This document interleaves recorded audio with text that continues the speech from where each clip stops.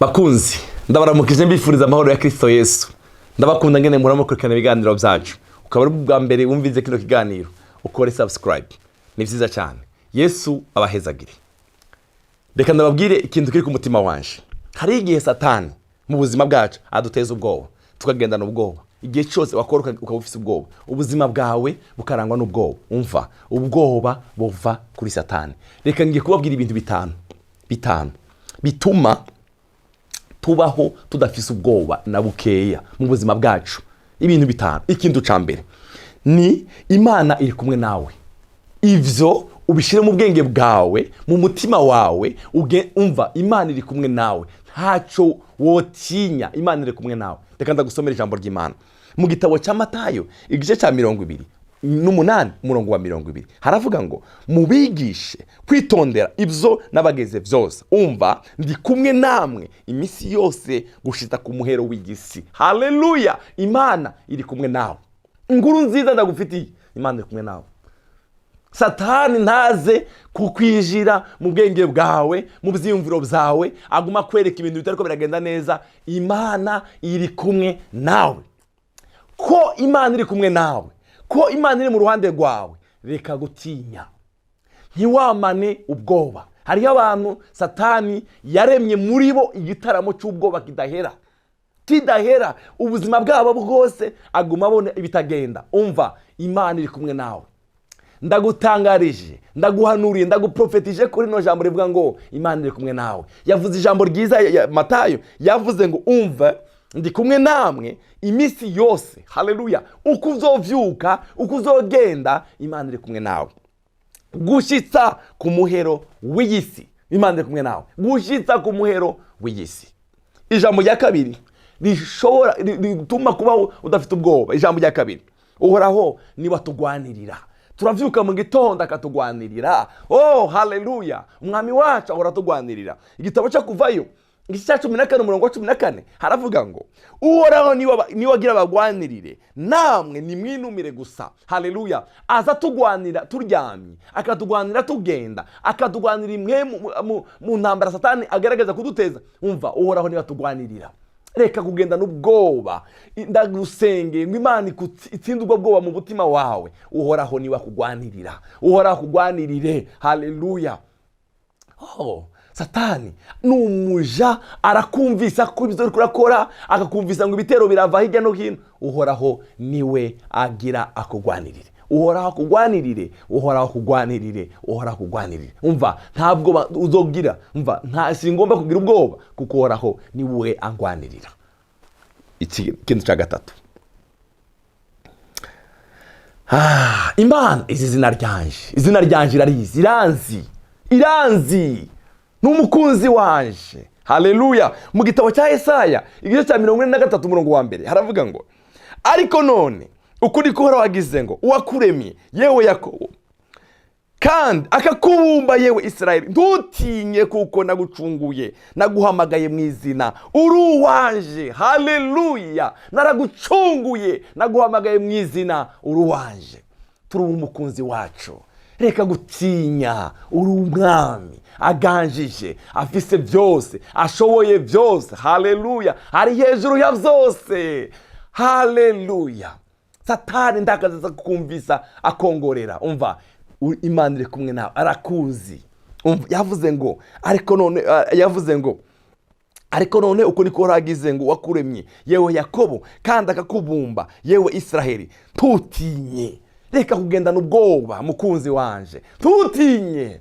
Haleluya! Kuko nagucunguye, naguhamagaye mu izina, uri uwanje. Haleluya! Yaduhamagaye mu izina, turi abana biwe. Yesu aguhezagire, agutsindira ubwoba mu buzima bwawe. Ikintu cya kane gituma ushobora kubaho udafite ubwoba, Imana igufitiye imigambi myiza. Imana igufitiye imigambi myiza. Haleluya! Imana mu buzima bwawe, Imana igufitiye imigambi myiza. Igufitiye imigambi myiza ku bana bawe, ku rugo rwawe. Imana igufitiye imigambi myiza. Urashobora kubaho baragutaye iwanyu, ukabaho nta muntu umwe akuvugisha, ukabaho uri mu gahinda. Umva, ndagufitiye inkuru nziza. Imana ifite imigambi myiza ku buzima bwawe. Imana ifite imigambi myiza ku buzima bwawe. haleluya, ifite imigambi myiza pe. Twumvirize icyo Yeremiya yavuze. Yeremiya yaravuze ngo 29:11 aravuga ngo kuko nzi ibyiyumviro mbiyumvira ko nije uhoraho mbivuze ko ari ibyiyumviro by'amahoro, sifa kwa Mungu, ni ibyiyumviro by'amahoro atari iby'ibyago, ntabwo ari iby'ibyago oya, kugira ngo ndabaremere ibyizigiro byo mu iherezo ryanyu. Umva, nzi ibyiyumviro mbiyumvira ko nije uhoraho mbivuze kuko ari ibyiyumviro by'amahoro atari iby'ibyago.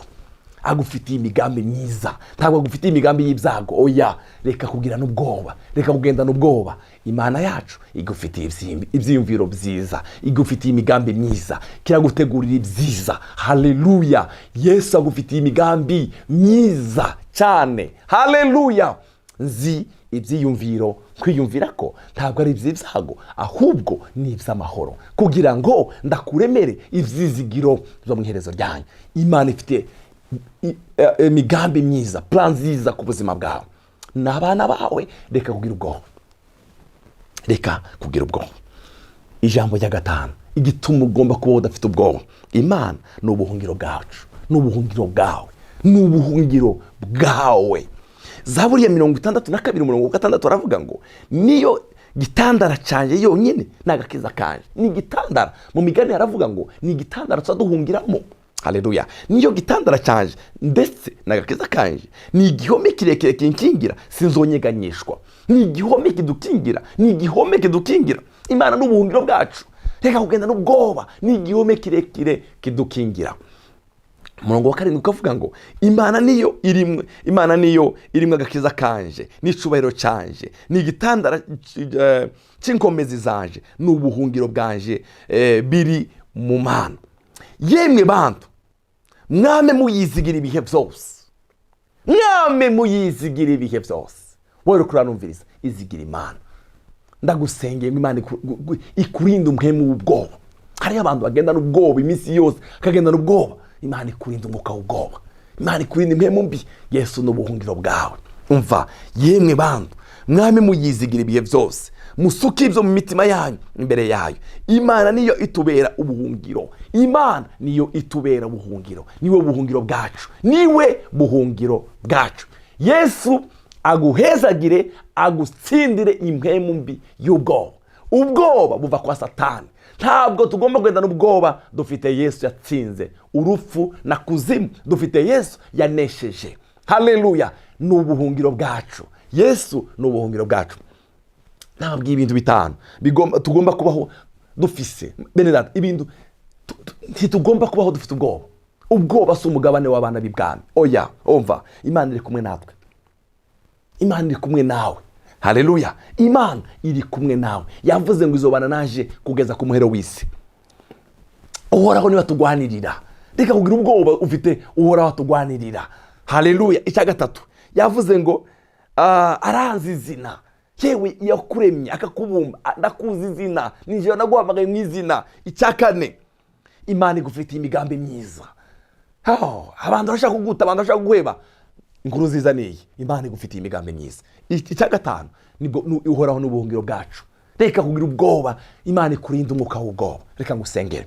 Data, mu izina rya Kristo Yesu, ndasenyaguye imwemu y'ubwoba mu muntu wese uri kuranumviriza. Satani uri umubeshi, nta mugabane, nta bubasha, nta n'ikibutso ufise kuri mwene data uri kuranumviriza. Mpemu y'ubwoba ndagusenye mu buzima bwiwe. Haleluya. Uhoraho niwe mwungeri wacu, Uhoraho niwe buhungiro bwacu, Uhoraho ni igihome kidukingira, Uhoraho atuzi izina, Uhoraho dufite imigambi myiza, Uhoraho adufitiye imigambi myiza. Ndasengeye uri kuranumviriza arwaye, ndavuze ngo ikiganza cyo gukiza mwami cyawe kimukoreko. Haleluya, atabarwe, akire ingwara z'uburyo bwose. Umugirire neza mwami, icubahiro kibe cyawe mu izina rya Yesu mwami wacu. Amen.